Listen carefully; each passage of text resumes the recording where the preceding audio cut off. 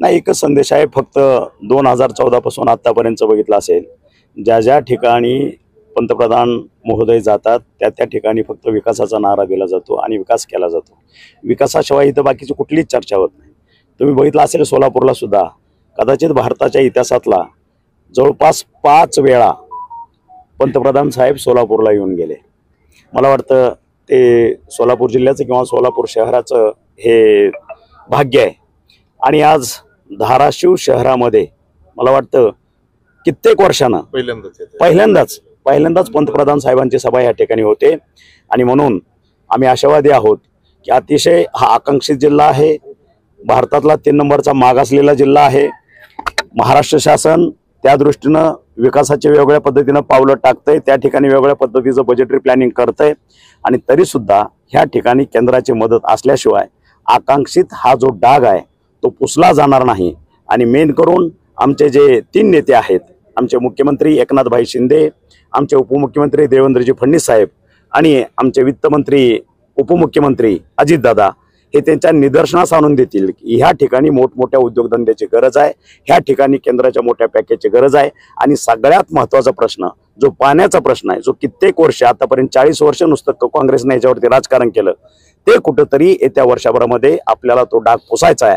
आणि हा भाग आज आमच्या हक्काचं 22 टीएमसी पाणी आणून सुजलाम सुफलाम करायचा हा एकच हेतू आणि एकच मागणं आमचे विश्वनेते पंतप्रधान नरेंद्रभाई मोदी यांच्याकडे साकडं असेल.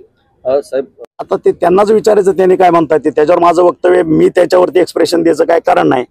2019ला तो कसा आला माजी खासदार हे तुम्हाला सगळ्यालाच माहित आहे. त्याच्यामुळं आजपासूनच किंवा फॉर्म भरल्या दिवसापासूनच मी त्याच्या मागे विरोध लावले माजी खासदार. आणि मी तुम्हाला ग्वाही देतो, मी शब्द देतो, वचन देतो, मी एकटा देत नाही, ह्या संपूर्ण धाराशिव लोकसभा मतदारसंघाच्या वतीनं तुम्हाला शब्द देतोय. कारण आतापर्यंत भावनेचं राजकारण झालं, इथून पुढे हे विकासाचं राजकारण असणार आहे. विकासाची गंगा पाहिजे. आणि जो 18 ते 29 वयोगटातला जो तरुण आहे तो फक्त मोदी आणि विकास याच्याशिवाय बाकीचं काहीही बघत नाही. त्याच्यामुळे कुठलीही भूलथापा, ते गोड गोड बोलणं, मग आणखी काही नाटकं या ठिकाणी आता थारा देणार नाही. कारण हा युवकच पेटून उठलेला आहे. आणि तुम्हाला 7 मेला दिसेल हा माझा उमेदवार. मतपेटीत ज्यावेळेस मतदान बंद होईल, 4 जूनला ह्या मतपेट्या उघडल्या जातील, त्यावेळेस आमचा ह्या महायुतीचा उमेदवार घड्याळा पुढचं चिन्ह दाबून 2 लाख मतांना विजयी झालेलं तुम्हाला दिसेल. पवारसाहेब म्हणतात भीती वाटते पंतप्रधानांना म्हणून सभा जास्त घेत आहेत महाराष्ट्रात.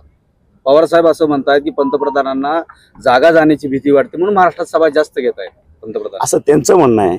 ह्या माध्यमातून पंतप्रधान प्रत्येक शहरामध्ये, प्रत्येक लोकसभेच्या मतदारसंघामध्ये फिरतात. आतापर्यंतच्या भारताच्या इतिहासामध्ये पंतप्रधान इतके फिरलेले, आणि ते फक्त महाराष्ट्रच फिरत नाहीत.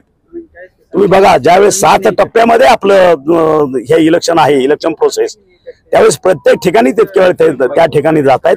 त्याच्यामुळं त्यांच्या म्हणण्याला मी फारसा अर्थ किंवा किंमत देत नाही. कारण त्यांनी ते विरोध आहेत म्हणून विरोधकांनी हे असंच बोललं पाहिजे. धन्यवाद.